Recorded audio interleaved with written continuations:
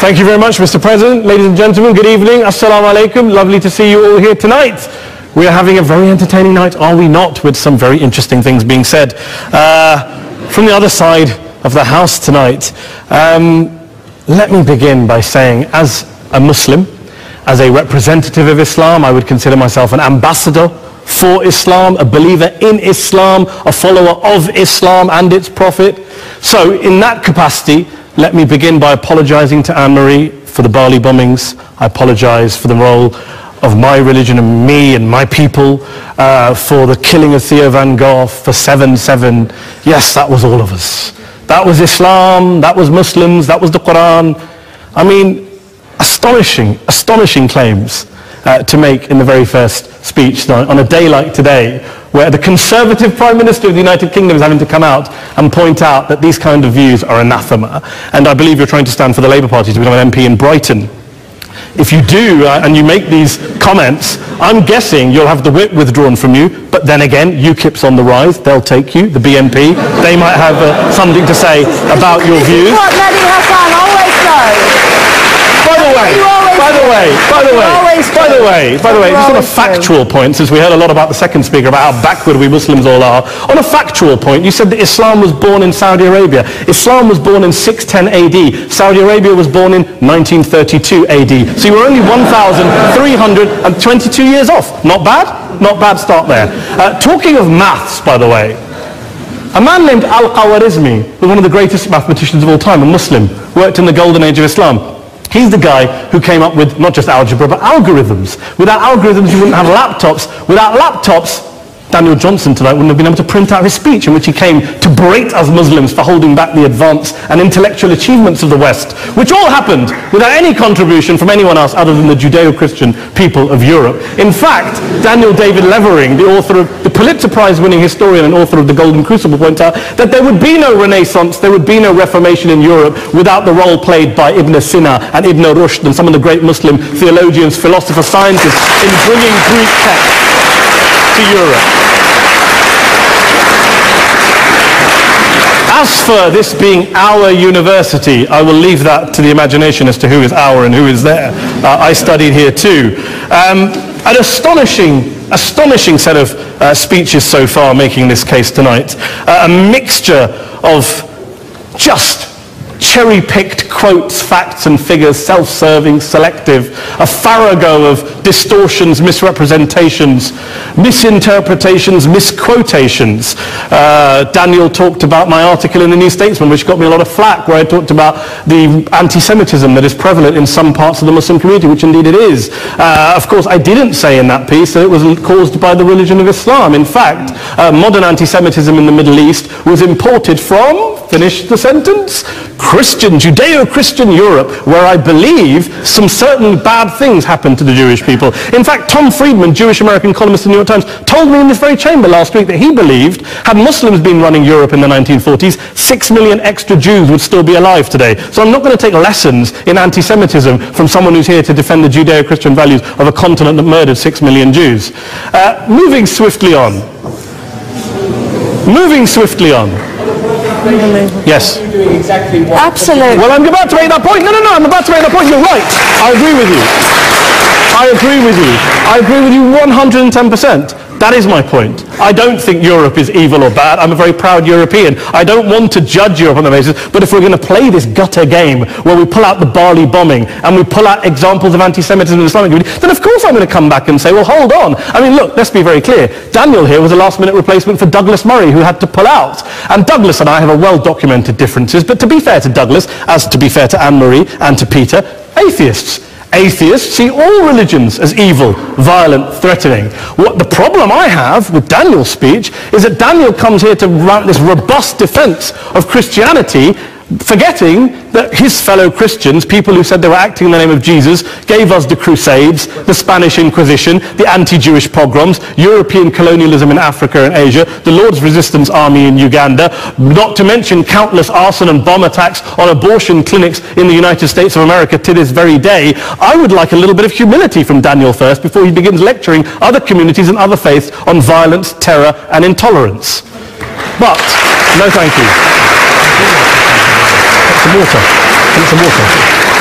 But I would say this, to address the gentleman's very valid point here, I'm not going to play that game. I don't actually believe that Christianity is a religion of violence and hate because of what the LRA does in Uganda or what Crusaders did to Jews and Muslims in Jerusalem when they took back the city in the 12th or 13th or whatever century it was. I believe that Christianity, like Islam, like pretty much every mainstream religion, is based on love and compassion and faith. I do follow a religion in which 113 out of the 114 chapters of the Quran begins by introducing the God of Islam as a God of mercy and compassion. I would not have it any other way. I don't follow a religion which introduces my God to me as a God of war, as some kind of Greek God of wrath, as a God of hate and injustice. Not at all. As Adam pointed out, you go through the Quran and you see the mercy and the love and the justice. And yes, you have verses that refer to warfare and violence. Of course it does. This is not a motion about pacifism. I'm not here to argue that Islam is a pacifistic faith. It is not. Islam allows military action, violence in certain limited contexts. And yes, a minority of Muslims do take it out of that context. But is it religious? We talked about Woolwich. Daniel and Anne-Marie have suggested that it's definitely religion that's behind all of this. Well, actually,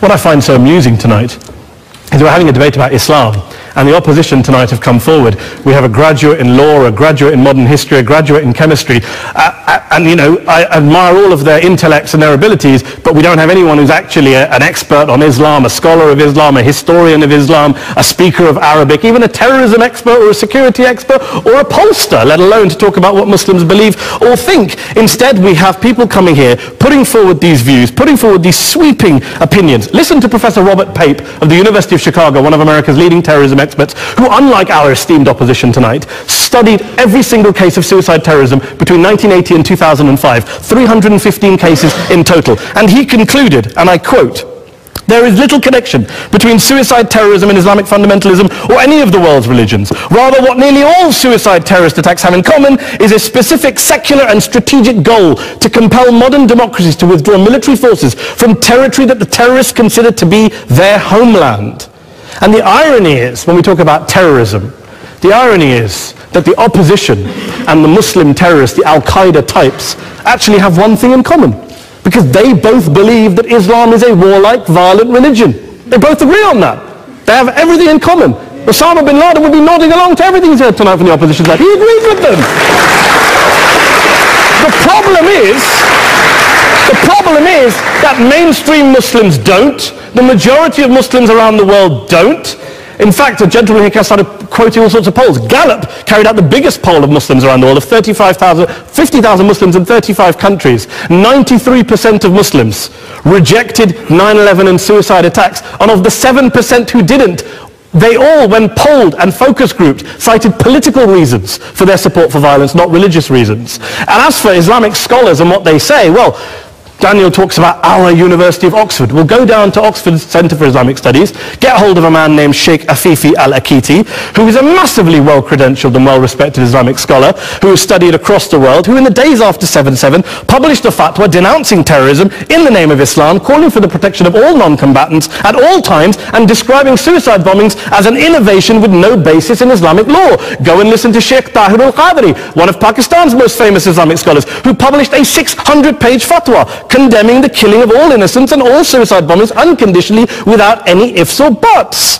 There's nothing new here. This is mainstream Islam, mainstream scholarship, which has said this for years. You don't go out and kill people willy-nilly in the high street or anywhere else, on a bus or a mall, based on verses of the Quran that you cherry-pick without any context, any understanding, any interpretation, or any commentary. Point of information. Please. What about stoning of women, for example, in such like... Well, It doesn't happen apparently. I didn't say it doesn't happen at all. I never said it didn't happen. I don't blame Islam. Yes, it's a very good point. And a lot of us are campaigning against that. And we're campaigning against it in the name of Islam. We're campaigning against it in the name of various interpretations of Islam. Anne-Marie comes and scares us with her talk of Sharia law. I would like to see the book of Sharia law. It doesn't exist. People argue over what Sharia law is. And you empower the extremists by saying there is only one version. You empower them all. I don't believe you took any interruptions, Anne-Marie, so I think you should stay there for a moment. Here's what we're dealing with. Here's what we're dealing with. We are dealing, I took your point. Here we are dealing with a 1400-year-old global religion followed by 1.6 billion people in every corner of the world, a quarter of humanity, of all backgrounds, cultures, ethnicities, and yet the opposition tonight wants to generalize, stereotype, smear in order to desperately win this debate. And here's my question, if we're going to generalize and smear. If, okay, people say yesterday's bombers, and we've got to be careful, there's a trial going on, were yesterday's attackers, motivated by Islam? Big debate. I don't believe they were. Let's say they were. Let's say Faisal Shahzad, the Times Square bomber, was motivated by Islam. Let's assume, for sake of argument, that Richard Reeves, the shoe bomber, was motivated by Islam. If Islam is responsible for these killings, if Islam is what is motivating these people, and Islam is therefore not a religion of peace, a religion of war, then ask yourself this question: why aren't the rest of us doing it? Why is it such a tiny minority of Muslims are interpreting their religion in the way that the opposition claim they are? Let's assume there are 16,000 suicide bombers in the world. There aren't. Let's assume there are for the sake of argument. That's 0.001% of the Muslim population globally. What about the other 99.99% of Muslims who the opposition tonight either ignore or smear? The reality is that the rest of us aren't blowing ourselves up tonight. The reality is that the opposition came here tonight not worried about the fact that me and Adam might pull open our jackets and blow ourselves up tonight because we're followers of a warlike warrior religion which wants to take over Europe and Daniel's university. The issue is this. The issue is this. Unless the opposition can tell us tonight, and Peter Atkins is here, one of our great atheist intellectuals, can tell us tonight, can answer this question tonight: why don't the vast majority of Muslims around the world behave as violently and aggressively as a tiny minority of politically motivated extremists? Then they might as well give up and stop pretending they have anything relevant to say about Islam or Muslims as a whole. Ladies and gentlemen, let me just say this to you. Think about what the opposite of this motion is. If you vote no tonight, think about what you're saying the opposite of this motion is. That Islam isn't a religion of peace, it's a religion of war, of violence, of terror, of aggression. That the people who follow Islam, me, my wife, my retired parents, my 6-year-old child, that 1.8 million of your fellow British residents and citizens, that 1.6 billion people across the world, your fellow human beings, are all followers, promoters, believers in a religion of violence. Do you really think that? Do you really believe that to be the case? They say that in the Oxford Union, the most famous debate was in 1933 when Adolf Hitler looked out for the result of the King and Country motion, where they voted against fighting for king and country, and Hitler was listening out for the result. Well, tonight, 80 years on, there are two groups of people around the world who I would argue are waiting for the result of tonight's vote. There are the millions of peaceful, non-violent, law-abiding Muslims both in the UK, Europe, Asia, Africa and beyond, who see Islam as the source of their identity, as a source of spiritual fulfillment, of hope, of solace. And there are the phobes, the haters, the bigots out there who want to push the clash of civilizations, who want to divide all of us into them and us and ours and their. Ladies and gentlemen, I urge you all not to fuel the arguments of the phobes and bigots. Don't legitimize their divisions. Don't legitimize their hate. Trust those Muslims who you know, who you've met, who you hear, who don't believe in violence, who do want you to hear the peaceful message of the Quran as they believe it to be taught to the majority of Muslims, the Islam of peace and compassion and mercy, the Islam of the Quran, not of Al-Qaeda. Ladies and gentlemen, I beg to propose this motion to the House. I urge you to vote yes tonight. Thank you very much for your time.